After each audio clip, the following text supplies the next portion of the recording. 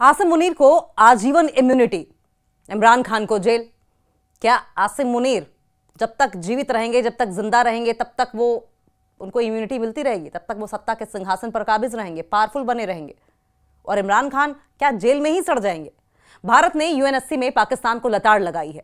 बताया कि आतंकवाद का वैश्विक केंद्र संयुक्त राष्ट्र सुरक्षा परिषद ही है। में बहस के दौरान भारत ने जम्मू और कश्मीर पर पाकिस्तान का प्रोपेगेंडा ध्वस्त कर दिया। भारतीय राजदूत ने पाकिस्तान की पॉलिटिकल सिचुएशन पर तंज कसा और इमरान खान को जेल में डालने का उदाहरण दिया। भारत ने सोमवार को संयुक्त राष्ट्र सुरक्षा परिषद में खुली बहस के दौरान जम्मू और कश्मीर पर पाकिस्तान का प्रोपेगेंडा ध्वस्त कर दिया। संयुक्त राष्ट्र में भारत के स्थायी प्रतिनिधि हरीश पी ने कहा कि जम्मू और कश्मीर और केंद्र शासित प्रदेश लद्दाख भारत का अभिन्न अंग है और हमेशा रहेंगे। शांति के लिए नेतृत्व पर खुली बहस में भारतीय राजदूत ने पाकिस्तान को आईना दिखाया और दुनिया के सामने बताया कि इस्लामाबाद ने किस तरीके से पूर्व प्रधानमंत्री इमरान खान को जेल में डाल दिया है, और इसके साथ ही पाकिस्तान के 27वें संविधान संशोधन का भी जिक्र किया और इसे संवैधानिक तख्ता पलट कहा, जिसमें आर्मी चीफ आसिम मुनीर को लाइफ इम्प्रिजनमेंट, आजीवन कारावास, किसी भी तरह के मुकदमे से इम्यूनिटी दे दी गई है। पाकिस्तान को जम्मू और कश्मीर पर अब दो टूक। हरीश पी ने कहा कि मैं आज पाकिस्तान के प्रतिनिधि द्वारा, पाकिस्तान के रिप्रेजेंटेटिव द्वारा दिए गए स्टेटमेंट का जिक्र कर रहा हूं।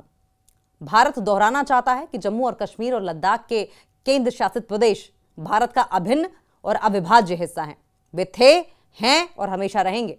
आज की खुली बहस में जम्मू और कश्मीर का पाकिस्तान द्वारा बेवजह जिक्र भारत और उसके लोगों को नुकसान पहुंचाने पर उसके जुनूनी फोकस को साबित करता है। उन्होंने पाकिस्तान पर संयुक्त राष्ट्र के मंच का दुरुपयोग करने का आरोप लगाया और कहा कि एक सेवारत गैर स्थायी सुरक्षा परिषद सदस्य ने अपनी जिम्मेदारियों और दायित्वों को पूरा करने की उम्मीद नहीं की जा सकती, जो अपने विभाजनकारी एजेंडे को आगे बढ़ाने के लिए संयुक्त राष्ट्र की सभी बैठकों और मंचों पर इस जुनून को बढ़ावा देना चाहता है।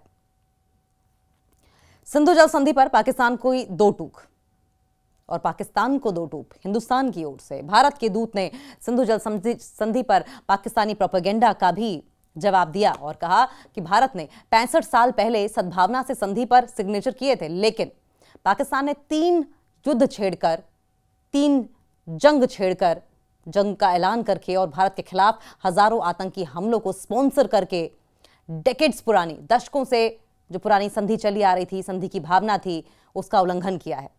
उन्होंने कहा कि अप्रैल 2025 में पहलगाम आतंकी हमले में पाकिस्तान स्पॉन्सर्ड आतंकवादियों ने 26 निर्दोष नागरिकों की धर्म के आधार पर हत्या कर दी थी। टारगेट किलिंग हुई थी और इसी बैकग्राउंड में भारत ने अब घोषणा की है कि संधि तब तक निलंबित रहेगी जब तक पाकिस्तान, जो आतंकवाद का वैश्विक केंद्र है, विश्वसनीय और अपरिवर्तनीय रूप से सीमा पार और आतंकवाद के अन्य सभी रूपों के लिए अपना समर्थन समाप्त नहीं कर देता। पाकिस्तान में संवैधानिक तख्ता पलट पर भी निशाना साधा गया। भारत ने पाकिस्तान की घरेलू राजनीतिक स्थिति पर निशाना साधा और पूर्व प्रधानमंत्री इमरान खान को जेल में डालने की आलोचना की। इसके साथ ही 27वें संविधान संशोधन को संवैधानिक तख्ता पलट कहा, जिसमें आर्मी चीफ आसिम मुनीर को आजीवन किसी भी तरह के मुकदमे से छूट दे दी गई है। कुछ भी करें वो अपराधी नहीं है, कुछ भी करें वो मामला नहीं दर्ज होगा, कोर्ट नहीं जाएंगे, लाइफ टाइम इम्यूनिटी मिल गई है वो। भारतीय दूत ने कहा कि पाकिस्तान का अपने लोगों की मर्जी का सम्मान करने का एक अनोखा तरीका है। एक प्रधानमंत्री को जेल में डालकर सत्ताधारी राजनीतिक पार्टी पर बैन लगातार और अपनी सेना के 27वें संशोधन के जरिए संवैधानिक तख्ता पलट करने को लेकर अपने रक्षा बलों के प्रमुख सीडीएफ को जिंदगी भर की इम्यूनिटी देकर उन्होंने कहा कि भारत पाकिस्तान प्रायोजित आतंकवाद के सभी रूपों का मुकाबला करता रहेगा।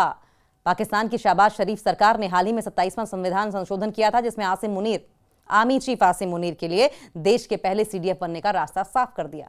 इससे आसिम मुनीर को देश की तीनों सेनाओं पर सुपर कमांड मिल गई है। पाकिस्तान को जम्मू और कश्मीर पर अब दो टूक। हरीश पी ने कहा कि मैं आज पाकिस्तान के प्रतिनिधि द्वारा, पाकिस्तान के रिप्रेजेंटेटिव द्वारा दिए गए स्टेटमेंट का जिक्र कर रहा हूं। भारत दोहराना चाहता है कि जम्मू और कश्मीर और लद्दाख के केंद्र शासित प्रदेश भारत का अभिन्न और अविभाज्य हिस्सा हैं। वे थे, हैं और हमेशा रहेंगे। आज की खुली बहस में जम्मू और कश्मीर का पाकिस्तान द्वारा बेवजह जिक्र भारत और उसके लोगों को नुकसान पहुंचाने पर उसके जुनूनी फोकस को साबित करता है।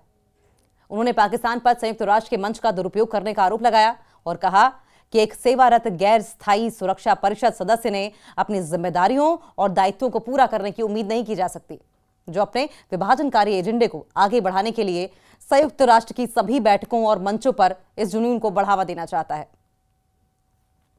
सिंधु जल संधि पर पाकिस्तान को दो टूक और पाकिस्तान को दो टूक हिंदुस्तान की ओर से। भारत के दूत ने सिंधु जल संधि पर पाकिस्तानी प्रोपेगेंडा का भी जवाब दिया और कहा कि भारत ने 65 साल पहले सद्भावना से संधि पर सिग्नेचर किए थे, लेकिन पाकिस्तान ने 3 युद्ध छेड़कर, 3 जंग छेड़कर, जंग का ऐलान करके और भारत के खिलाफ हजारों आतंकी हमलों को स्पॉन्सर करके डेकेड्स पुरानी, दशकों से जो पुरानी संधि चली आ रही थी, संधि की भावना थी, उसका उल्लंघन किया है। उन्होंने कहा कि अप्रैल 2025 में पहलगाम आतंकी हमले में पाकिस्तान स्पॉन्सर्ड आतंकवादियों ने 26 निर्दोष नागरिकों की धर्म के आधार पर हत्या कर दी थी, टारगेट किलिंग हुई थी। और इसी बैकग्राउंड में भारत ने अब घोषणा की है कि संधि तब तक निलंबित रहेगी जब तक पाकिस्तान, जो आतंकवाद का वैश्विक केंद्र है, विश्वसनीय और अपरिवर्तनीय रूप से सीमा पार और आतंकवाद के अन्य सभी रूपों के लिए अपना समर्थन समाप्त नहीं कर देता। पाकिस्तान में संवैधानिक तख्तापलट पर भी निशाना साधा गया। भारत ने पाकिस्तान की घरेलू राजनीतिक स्थिति पर निशाना साधा और पूर्व प्रधानमंत्री इमरान खान को जेल में डालने की आलोचना की। इसके साथ ही 27वें संविधान संशोधन को संवैधानिक तख्तापलट कहा, जिसमें आर्मी चीफ आसिम मुनीर को आजीवन किसी भी तरह के मुकदमे से छूट दे दी गई है। कुछ भी करें वो अपराधी नहीं है, कुछ भी करें वो मामला नहीं दर्ज होगा, कोर्ट नहीं जाएंगे, लाइफ टाइम इम्यूनिटी मिल गई है वो। भारतीय दूत ने कहा कि पाकिस्तान का अपने लोगों की मर्जी का सम्मान करने का एक अनोखा तरीका है। एक प्रधानमंत्री को जेल में डालकर सत्ताधारी राजनीतिक पार्टी पर बैन लगातार और अपनी सेना के 27वें संशोधन के जरिए संवैधानिक तख्तापलट करने को लेकर अपने रक्षा बलों के प्रमुख सीडीएफ को जिंदगी भर की इम्यूनिटी देकर उन्होंने कहा कि भारत पाकिस्तान प्रायोजित आतंकवाद के सभी रूपों का मुकाबला करता रहेगा। पाकिस्तान की शहबाज शरीफ सरकार ने हाल ही में 27वां संविधान संशोधन किया था, जिसमें आर्मी चीफ आसिम मुनीर के लिए देश के पहले सीडीएफ बनने का रास्ता साफ कर दिया। इससे आसिम मुनीर को देश की तीनों सेनाओं पर सुपर कमांड मिल गई है।